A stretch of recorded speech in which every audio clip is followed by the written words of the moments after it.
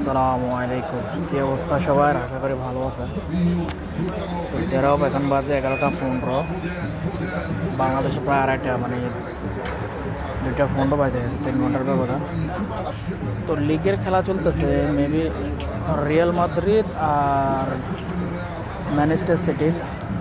Real Madrid already একটা দিয়ে দিয়েছে এমবাপ্পে, মানে 1-0।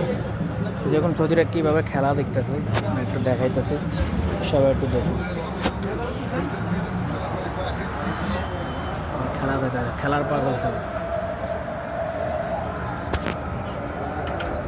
মানে এইভাবে সবসময় বৈশা এরা খেলাধুলা দেখে, যদি কোনো অভিজ্ঞতা আক্রমণ হতে পারে। এখন সাথে দেখুন কি সুন্দর আগুনের ধোঁয়া, যাতে ঠান্ডা না লাগে। পাগল হয়েছে।